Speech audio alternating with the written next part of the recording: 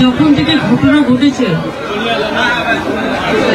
Kolkata police commissioner স্পটে ছিলেন, তিনি আমাকে টাইম টু টাইম মেসেজ দিয়েছেন এটা ডিজাস্টার। মেয়র নিজে স্পটে ছিলেন, তিনি আমাকে মেসেজ দিয়েছেন। সুজিত বোস আমাদের ফায়ার ব্রিগেড মিনিস্টার, তারাও সারা রাত এখানে ছিলেন। আপনারা জানেন এগুলো খুব কনজেস্টেড এরিয়া, আর এটা আজকে তৈরি হয়েছে তা নয়। এরিয়াগুলো বছর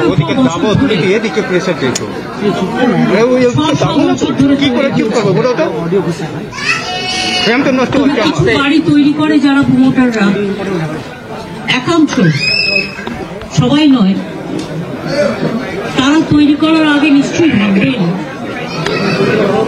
তার আশেপাশে যে গরিব মানুষগুলো আছে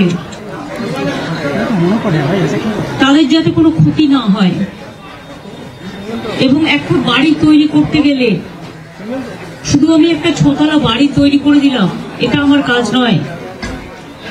বাড়িটা যাতে মজবুত হয় এবং আইনত সেটা স্বীকৃতি কিনা, অফিসিয়াল পারমিশন পেয়েছে কিনা, সেটার ওপরও নির্ভর করে।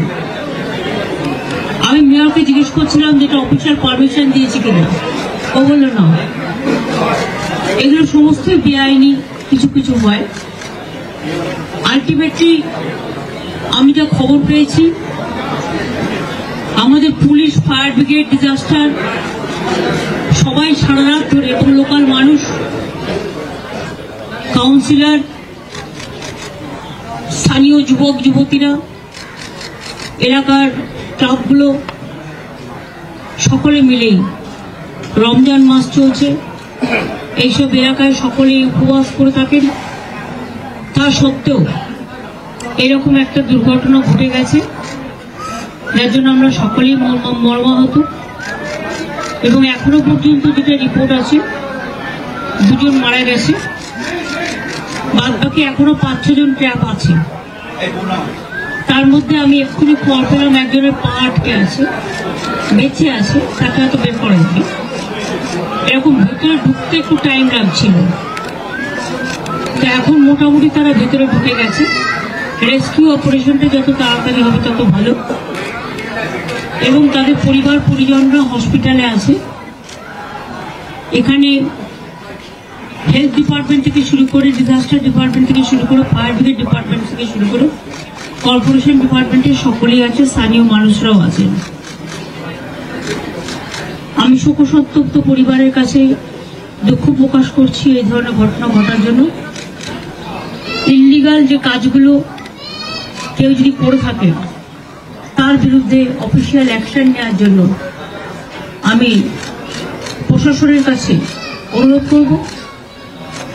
আর যে পরিবারগুলো আজকে অসহায় হয়ে গেছে তাদের পাশে তো সরকার দাঁড়াবে, এবং ডিজাস্টারে সরকার অলওয়েজ হেল্প করতে পারে, অফিসাররা করে দেবেন।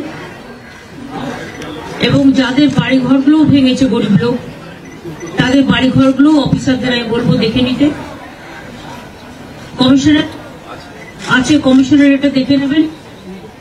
তাদের পরিবারগুলো, প্লাস যারা ইনজিওর্ড হয়েছে তাদের পরিবারগুলো, প্লাস ঘর বাড়িগুলো, প্লাস বেআইনি যে কাজের জন্য এই ঘটনা ঘটেছে অ্যাকশন নেওয়ার জন্য। এই কথাগুলো আমি বলে গেলাম। আমি একটু এখান থেকে হসপিটালে যাব, কারণ পরিবার পরিজনরা হসপিটালে আছে, তাদের সাথে কি দেখা করব। এই জায়গাটা এমনিতেই কনজেস্টেড। আপনাদের অনুরোধ করবে একটা সাইডে থাকুন, পুলিশ যেখানে বলবে, কিন্তু ইন্টেরিয়ারে ঢোকার চেষ্টা করবেন না, কারণ ইন্টেরিয়ারে বাড়িগুলো এত কনজেস্টেড। তবুও তো আমি শেষ পর্যন্ত যেতে পেরেছিলাম। কাজে আবার একটা কিছু ঘটনা ঘটুক এটা আমরা চাই না, আপনাদের কোঅপারেশন চাইছি। অনেক অনেক বাড়িটা অবৈধ ছিল,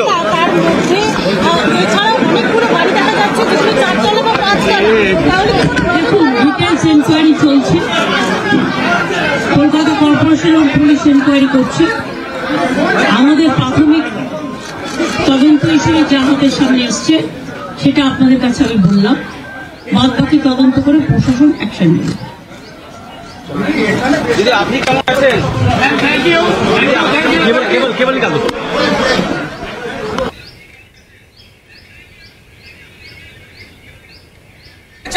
কে দেবে? হ্যাঁ দিদি আপনাকে বলতে হবে, আমার বাড়ি ভেঙে গিয়েছে, পুরো বাড়ি চলে গিয়েছে, ওখানে সব চলে গিয়েছে। আর ভোটাররা অনেক